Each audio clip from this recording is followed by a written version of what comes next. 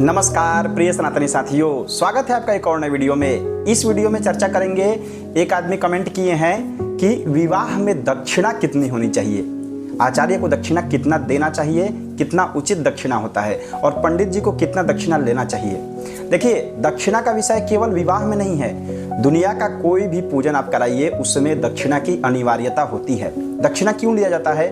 क्योंकि यज्ञ की पत्नी का नाम है दक्षिणा। अगर आप यज्ञ कर रहे हैं तो उनकी पत्नी का नाम है दक्षिणा, तो दक्षिणा अवश्य देना चाहिए ब्राह्मण को। तो देखिए, यहाँ सवाल उठता है कि दक्षिणा कितना लेना चाहिए। तो कितना लेना चाहिए, ऐसा कहीं किसी शास्त्र में प्रमाण नहीं है कि इस पूजन में इतना ही दक्षिणा लेना चाहिए या इतना ही देना चाहिए। तो किस बात पर डिपेंड करता है कि दक्षिणा कितना होना चाहिए? तो दक्षिणा आचार्य के, ब्राह्मण की योग्यता पर और यजमान की श्रद्धा पर निर्भर करता है। मैं आपको एग्जाम्पल से समझाता हूँ। जैसे मान लीजिए आप पंडित जी हैं, आप सत्यनारायण भगवान की कथा कराने गए और वहीं पे दूसरे कोई आचार्य आ रहे हैं, वह भी सत्यनारायण भगवान की कथा करा रहे हैं, तो उनको दक्षिणा ज़्यादा मिलता है। जैसे उनको सत्यनारायण भगवान की कथा में 1500 रुपया दक्षिणा मिला, 2100 मिला, 1100 मिला, कहीं कहीं 500 भी मिलता है। तो ये उनकी योग्यता है। यजमान किस अनुसार दक्षिणा देता है, एक तो यजमान के अंदर श्रद्धा कैसी है ये डिपेंड करता है। बहुत से यजमान होते हैं, बहुत से पैसे वाले भी होते हैं, लेकिन वो दक्षिणा नहीं देना चाहते हैं ज़्यादा, तो वो कम ही दक्षिणा देते हैं। बहुत से ऐसे भी लोग होते हैं जिनके पास श्रद्धा बहुत होती है लेकिन धन नहीं होता है। तो आचार्य को दक्षिणा कैसे यजमान से लेना चाहिए ताकि वो भी खुश रहे, यानी कि वो श्रद्धा से भी दे दे, उसको भी ज़्यादा बर्डन ना हो और पंडित जी भी संतुष्ट हो जाए। तो इसके लिए क्या करना चाहिए, जैसे मान लीजिए कोई दूसरा आचार्य आप यज्ञ करा रहा है तो उनको दक्षिणा ज़्यादा मिला और आपको कम मिला, तो हो सकता है कि आपकी योग्यता कम हो।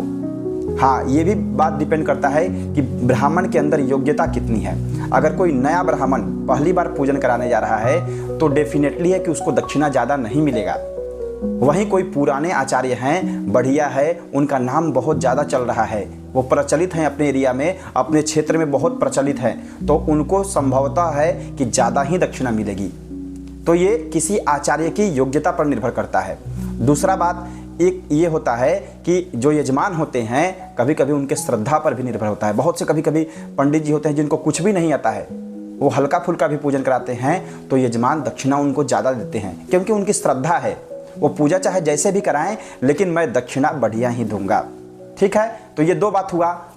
अब एक सवाल आता है कि आप दक्षिणा कैसे ले यजमान से। तो देखिए, सबसे पहले दक्षिणा को दिमाग से निकाल दीजिए।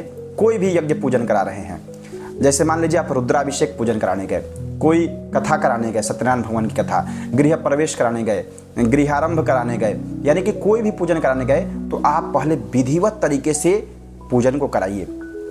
समझ गए? अब तो सिस्टम चल गया है कि पहले ही पंडित जी लोग तय कर लेते हैं कि मुझे इस यज्ञ में इतना दक्षिणा मिलेगा तो मैं आऊँगा। वो भी सही है, वो गलत नहीं है, क्योंकि उससे क्या होता है कि यजमान के भी मन में क्लियरिटी रहती है, उनके मन में भी स्पष्टता रहती है कि मुझे यजमान को इतना, पंडित जी को इतना दक्षिणा देना है, और पंडित जी के दिमाग में भी रहता है कि चलो मुझे यहाँ जाना है तो मुझे इतना दक्षिणा तो मिलेगा ही मिलेगा।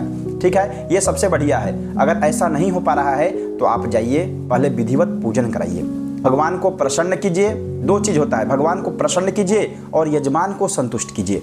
यजमान पूजन से संतुष्ट है और भगवान पूजन से प्रसन्न है तो आपको दक्षिणा निश्चित है कि बढ़िया मिलेगा। ठीक है, और दक्षिणा ले कैसे? तो जैसे आज के समय में मार्केट में चल रहा है, विवाह की आप बात किए हैं, तो विवाह में दक्षिणा अभी के समय में कहीं कहीं 5100 चलता है, कहीं कहीं 1100 चलता है, कहीं 1500 मिलता है, कहीं 2000 मिलता है, कहीं कहीं 11000 मिलता है, कहीं कहीं हम लोग जाते हैं तो 15000 भी दक्षिणा मिलता है।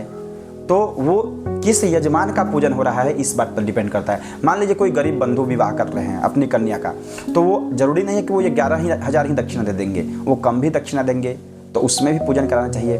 ब्राह्मण का स्वभाव उदार होना चाहिए। ठीक है, आज के समय में भले ही यजमान लोग नहीं समझ रहे हैं, वो विवाह में करोड़ों खर्च करेंगे, 50 लाख 100 लाख या जितना पैसा हो जाए, 50 लाख तक खर्चा होता है विवाह में, 1 करोड़ खर्चा होता है, कहीं कहीं 10 लाख 20 लाख खर्च हो रहा है। लेकिन अगर पंडित जी की दक्षिणा की बारी आएगी तो वो कहेंगे कि पंडित जी आप लूट रहे हैं। बहुत से यजमान ऐसे भी कहते हैं। अगर 5100 दक्षिणा आप बोल दीजिए तो उनको लगेगा बहुत ज़्यादा बता दिए, 1100-1500 तो बहुत ज़्यादा होता है पंडित जी। ठीक है, ऐसा आपके साथ भी होता होगा। यानी कि यजमान को पूरे खर्चा में कहीं भी कोई एतराज नहीं है, उसकी गरीबी, उसकी मजबूरी, उसकी सारी समस्या पंडित जी को दक्षिणा देने में ही आ जाती है। तो वहाँ आपको क्या करना है, पहले आप विधिवत विवाह इत्यादि करा दीजिए।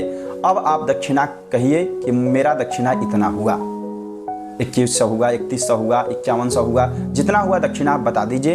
अब वह व्यक्ति जितना दे, 1500 दे, 2100 दे, यानी कि आपको अपने हिसाब से उनसे डील करना है। ठीक है कि मुझे इतना दक्षिणा मेरा उचित नहीं है, आप बढ़ा करके दीजिए। अगर वो समझदार होंगे तो दे देंगे, नहीं तो ज़्यादा तू मैं करके दक्षिणा लेना भी उचित नहीं है। आज के समय में क्या होता है ना, विवाह कराना पंडितों के लिए, अच्छे पंडित तो विवाह कराने जल्दी जाते ही नहीं हैं। विशेष करके गांव क्षेत्र के एरिया में हमारे तरफ जैसे होता है, या बहुत से जगहों पर ऐसा भी होता है कि पंडित जी लोग अब जो अच्छे पंडित हैं जल्दी विवाह कराना नहीं चाहते हैं। इसलिए नहीं चाहते हैं क्योंकि यजमान सब खर्चा करेगा बढ़िया तरीके से, लेकिन जब उसे दक्षिणा देने की बारी आएगी तो वो सारा विपत्ति उसका उसी समय आ जाएगा। तो उससे अच्छा आप नहीं जाइए विवाह कराने। हाँ, लेकिन अगर जा रहे हैं तो जो दक्षिणा उचित है आप यजमान को कहिए, वो अपने हिसाब से अगर उसको अच्छा लगेगा। बहुत से यजमान होते हैं, कुछ अगर आप बोल दिए 5100 रुपया तो एक बार में 5100 रुपये दे देते हैं। बहुत से यजमान होते हैं, अगर आप 2500 भी कह रहे हैं, 2100 कह रहे हैं, 1100 कह रहे हैं तो भी कहेंगे वाह पंडित जी इतना मांग रहे हैं दक्षिणा, इतना दक्षिणा होता है, आप लूट रहे हैं, एक रात आप जगे हुए हैं, इतना दक्षिणा मांग रहे हैं। अरे भाई, सभी चीज़ों का व्यवस्था किए हो। आप एक कैमरा वाले को देता हो 11,000 रुपया, जो एक वीडियो रिकॉर्ड कर रहा है, एडिट करके आपको दे रहा है, उसको आप 11,000 15,000 दे रहे हैं। वही पंडित जी जो पूर्ण शास्त्रोक्त तरीके से विवाह संपन्न करा रहे हैं, उनको आप 1100 2500 दक्षिणा नहीं दे सकते। ये आपके अपने समझदारी के ऊपर है, यानी कि यजमान के समझदारी के ऊपर है। ठीक है, अगर मान लीजिए विवाह का तो ये हो गया। और विवाह में दक्षिणा कहाँ लेते हैं, तो देखिए पहले के समय में होता था, विवाह में जब पंडित जी लोग जाते थे तो जो कन्या निरीक्षण होता है, जो चढ़ाव वाला रस्म होता है, उसी समय पंडित जी लोग जो बैठे हुए होते हैं, यजमान के जो वर होता है ना, उसके बड़े भाई बैठते हैं कन्या निरीक्षण करने के लिए, और उनके अगल बगल के भी लोग बैठते हैं। उसी समय पंडित जी लोग दक्षिणा का बात कर लेते हैं, अपना दक्षिणा ले लेते हैं कि पूरे विवाह में अब आपको निश्चिंत रहना है कि कहीं भी दक्षिणा की कोई आवश्यकता नहीं होगी, आप दक्षिणा दे दीजिए, मैं पूरा विवाह बिना किसी रोक टोक के करा दूंगा। तो वहाँ भी दक्षिणा पहले तय हो जाता था। अब क्या होता है, अब पंडित जी लोग चतुर हो गए हैं, पहले ही पूछ लेते हैं यजमान जी मैं आपके यहाँ विवाह संपन्न कराने आऊँगा, लेकिन मैं इतना दक्षिणा लूँगा। अगर यजमान राजी है तो पंडित जी जाते हैं, नहीं तो नहीं जाते हैं। ये सबसे बढ़िया तरीका है। अगर संभव हो तो आप यजमान से ऐसे ही तय करके जाइए कि भाई आप लड़की वाले हो, दहेज आप 5,000 कम दो, 10,000 कम दो, लेकिन ब्राह्मण का दक्षिणा तो दो। मैं वहाँ बैठ करके लड़के सिस्टम क्या चला होता है आज के समय में कि लड़के वाले दक्षिणा देते हैं, तो ठीक है, ये भी अच्छा है, आप लड़के वाले दे रहे हैं तो बढ़िया है। लेकिन लड़का वाला कहीं कहीं थुथुर होता है, हमारे बिहारी साइड में थुथुर कहते हैं। थुथुर यानी कि वो समझता ही नहीं है, वो देना ही नहीं चाहेगा दक्षिणा। वहाँ आप झगड़ा थोड़ी करेंगे, आप ब्राह्मण हैं, कराने गए हैं, तो वहाँ क्या करना है, आपको यजमान से पहले ही तय कर लेना है कि मैं इतना दक्षिणा लूँगा तो जाऊँगा, नहीं तो आप जाइए विवाह कराइए, जितना मिलेगा उतना लेकर के संतुष्ट रहिए। यही दो तरीका है। ठीक है, कोई भी पूजन करिए, जैसे सामान्य पूजन होता है, रुद्राभिषेक हुआ, हमारे तरफ लखराव होता है, रामचरितमानस का पाठ हुआ, सुंदरकांड का पाठ हुआ, गृह प्रवेश हुआ, गृहारंभ हुआ, या फिर सरस्वती पूजन हुआ, लक्ष्मी पूजन हुआ, दीपावली पूजन हुआ, कोई भी पूजन अगर आप कराते हैं सिंगल यजमान का, जैसे मान लीजिए मैं यजमान हूँ, आप पंडित जी हैं, आप मेरे यहाँ पूजन कराने आए, तो अगर मैं स्वयं यजमान हूँ, अगर आपको बुलाया हूँ, तो ये विवाह इत्यादि मांगलिक कार्य नहीं है, तो मैं जानता हूं कि इतना दक्षिणा मुझे देना है, या आपको पता है कि मुझे इस जगह पर इतना दक्षिणा मिलेगा।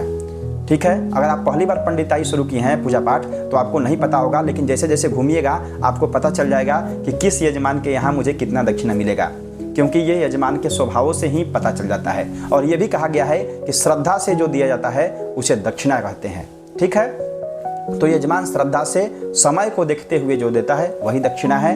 अब आपके ऊपर है कि आपकी योग्यता कितनी है, जितनी ज़्यादा ही आपकी योग्यता होगी उतना दक्षिणा आपको यजमान ज़्यादा देगा। मैं अपना बताता हूँ, पहले मैं यज्ञ इत्यादि कराने जाता था जब थोड़ा छोटा था, यानी कि 15-17 साल का, तो उस समय मुझे दक्षिणा बहुत कम मिलती थी, बहुत ज़्यादा कम।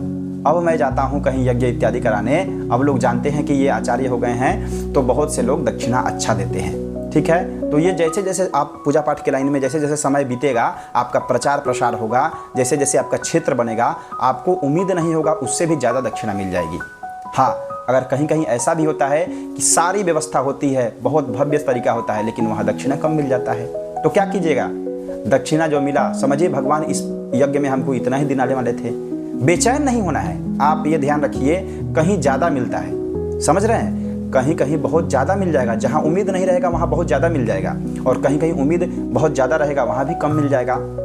तो कहा भी गया है, सुख दुखे समे कृत्वा लाभा लाभौ जया जयौ। भगवद गीता का ये श्लोक है कि सुख और दुख में समान रहना चाहिए, लाभ और हानि में, लाभ और अलाभ में, दोनों में समान रहना चाहिए। ठीक है, तो कहीं ज़्यादा मिलेगा कहीं कम मिलेगा, आपको पूजन कराते रहना है। जैसे जैसे आपका क्षेत्र बनेगा वैसे वैसे दक्षिणा आपका बढ़ता जाएगा।